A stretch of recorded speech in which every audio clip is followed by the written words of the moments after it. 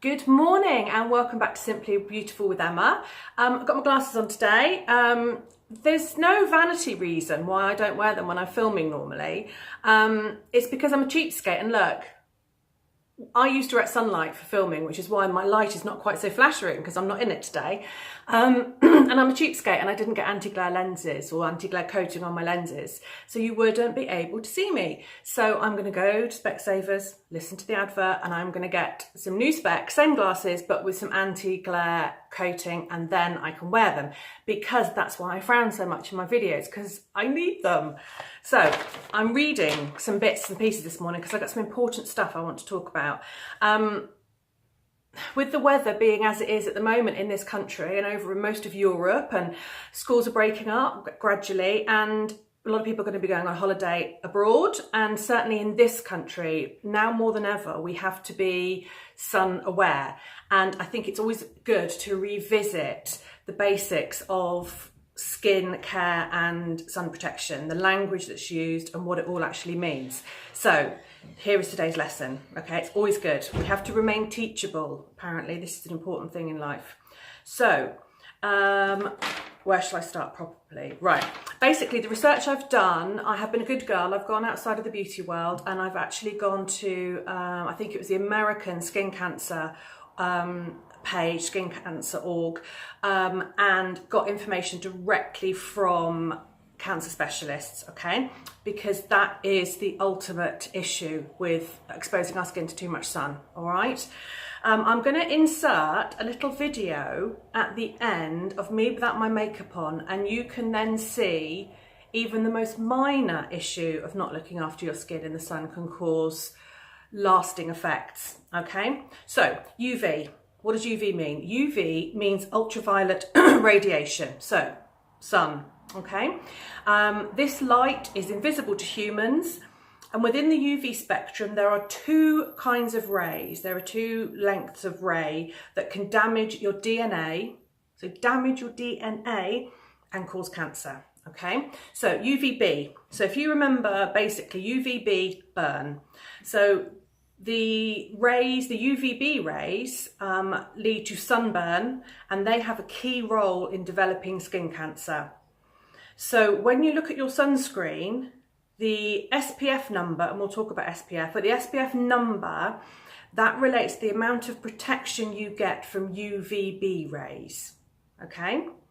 Now UVA, they lead to skin tanning, so activating the melanin in your skin, aging and wrinkles, okay? So UVA and UVB can both damage the skin, both superficially and long term, which is why when we're looking for sun protection, we need to be making sure that it is a broad spectrum protection, because that means it's protecting against the UVA and the UVB. So your SPF protects against the UVB, but the UVA, you need a broad spectrum sun protection, okay? So those things are very important to look out for. The SPF number, so your SPF 15, your SPF 30, your SPF 50, that tells you how long the sun's UV radiation, the ultraviolet radiation, would take to redden your skin. So basically for your skin to indicate that it was being damaged by the skin. So an SPF of 30 means that you would be able to expose your skin 30 times longer with that product than without it before your skin would redden. But I've underlined this bit. Can you see? I've underlined it. That is when it is used exactly as directed.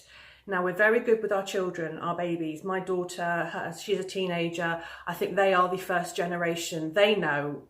They were the ones that tell us to put sun cream on them. And I think, you know, they know so much about it.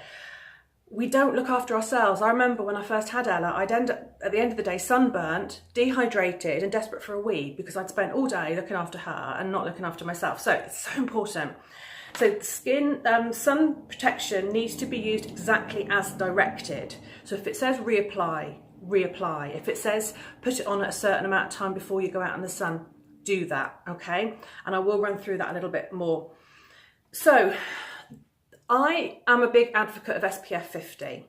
I wear SPF 30 every day of the year, and you'll see in my little insert later why I do that. So is there a massive difference between SPF 30 and SPF 50? So an SPF 30 will allow 3% of those dangerous UVB rays to get through and hit the skin, okay? A factor 50 will let 2% of those rays hit the skin. Now that doesn't sound like a lot, but if you think 3% and 2%, so your factor 50 gives you 50% more protection even than an SPF 30. Okay, so I am a big advocate of SPF 50, at least. Well, I say at least. Usually that is the optimum, okay? SPF 15 that's in some skincare and makeup, that's fine for the winter. That's not going to cut it in this country in the late spring, summer, early autumn anymore. So, and again, and these SPFs and stuff are tested. They're tested in all sorts of ways on people, but under ideal laboratory conditions, that is the protection they will offer. The flip side of that is that a very high SPF, so a factor 50, can lull you into a false sense of security. And you can think, I've got my SPF 50 on, I'm fine, I've got my SPF 30 on, I can have hours out here, waterproof sun cream, I can go in the sea and the pool for an hour and come out and I don't need to reapply. It doesn't really mean that. If it says reapply. So I think when something's waterproof, yes, it will give more resilience to the sun product when you're in the water, but please reapply every couple of hours. And the basic advice that is given by all specialists that talk about sun is you do not stay out in the sun too long, okay? You do not go out 10 o'clock in the morning and come back in at 5 o'clock in the afternoon. Seek shade. Okay, I can't even go out in the sun all day. I just find it uncomfortable. And you think about it, if you're getting hot and your body is getting hot, your organs, everything is heating up. Your skin is the biggest organ, and that is the one that is exposed to the sun. So let your skin tell you when it's getting too hot. A hat, because there's nothing worse than sunstroke and the heat and the hair. And I mean, I've burnt my scalp. Again, before I was a beauty therapist and wasn't very educated in all of this, I burnt my scalp on honeymoon in Barbados and it was so uncomfortable. Clothing, we like to get a tan, we don't like tan lines, but always make sure when you're out in the sun or you're sunbathing, you have a t-shirt, you have some kind of glamorous thing to put over you, just to give your skin a break from the sun. And UV blocking sunglasses are super important. Places like Australia, where they obviously have experienced the worst that the sun can do. I believe children over there at school, they have to have UV blocking sunglasses. There are some groups of people that even SPF 50 isn't enough, and that's when you're looking at SPF 100s, you're looking at total sunblocks. And they are the ones really, you see them on cricketers sometimes, that it's total sunblock. That's if you have a history or a high risk, so a family risk, or medication or other things are giving you a defined higher risk of skin cancer. If you have certain immune disorders, and usually if you've been prescribed medication and given any information on your immune disorder, it will tell you that you have to use higher than an SPF 50. But if you're not sure, speak to your doctor.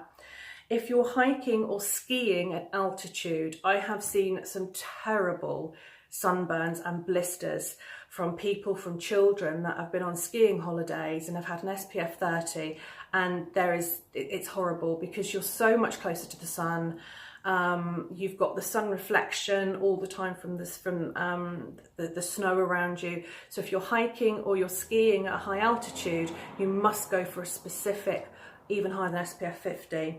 And if you're holidaying very near to the equator, again, you are physically much closer to the sun. So you do need to, when you're near the equator, holidaying in any of those areas, really think about going higher than an SPF 50. On the skin cancer website I went to, they said the correct application and the way that creams are tested normally is 2 tablespoons for the body, okay? 30 minutes before going outside. It needs time to soak in, to dry, to form that layer of protection, and then reapply every 2 hours and after swimming. If you have a very good water resistant sun cream and you can see the water beading and rolling off the skin because that sun protection is there, you've got a physical barrier. Personally, I would always just run over with a little bit more protection once I was dry. And also, I personally always like to go for a face SPF product as opposed to a body one and putting it on your face. I am a nightmare. If I get sun cream in my eyes, oh my God, I did it the other day. I was out with my daughter, didn't mean to be on the beach, ended up on the beach for half an hour, slapped some 50 on my face really quickly because that was the body sun cream I had, went in my eye swelled up, I couldn't see. It's not the product's fault. The product wasn't ophthalmologically tested. It wasn't meant to be necessarily used on the face. So look for a face brand. There are brands out there that they call themselves anti-aging. Basically anything that prevents sun damaging the skin is classed as anti-aging. So I mean, that is a little bit of a sales kind of pitch, but that's okay because I'm interested in getting the SPF on your face. I use one from Eve Taylor, which is a professional skincare brand that I use. Amber Solaire have them. I think, is it Soleil, which is Superdrug's own. They have an SPF 50. So they are out there, and I really want you to use a face sun cream on your face and a body on your body. They are designed to do different things. So here endeth the lesson. I'm working on another video around holidays and sun. So many of us now are going on even longer holidays with less luggage because of all the charges and all the rest of it. So I am trying, and camping and things like that. So I am trying to put together a little, what would I survive with? How small can I get my beauty regime into? Because normally I have like a big train case that just goes in the car no matter where we're going. So I'm going to try and get that sorted down, pared down to what I can cope with for a week just to look human. And it might give you some ideas and some tips. And I might be able to show you what I would normally take to what I've pared it down to. And then you can all laugh at me. So I hope this is helpful. Do your own research.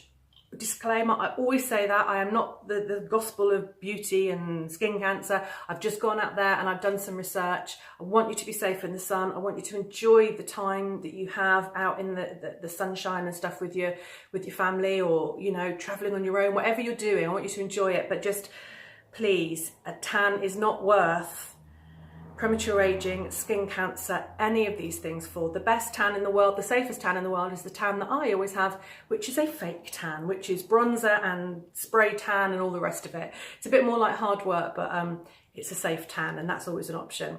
So nice to see you all, and I will be putting that makeup holiday pack video up soon. And thanks for joining me. So when we talk about sun damage, it can mean worst case scenario skin cancer, accelerated aging, so lines, wrinkles.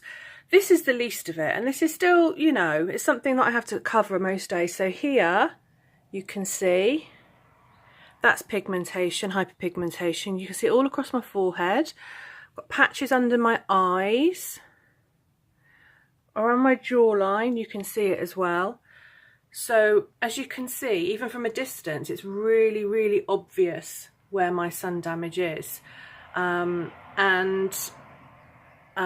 of that, I think, from memory, happened when I was pregnant and didn't wear a high enough SPF because I wasn't a beauty therapist then, so I wasn't quite as educated as I am now. And during pregnancy, you are much more sensitized to sun damage. So yes, there you go. And this probably explains why I love makeup. So a little bit of concealer, some mineral foundation, and the whole thing is looking a bit more even. So full face on now.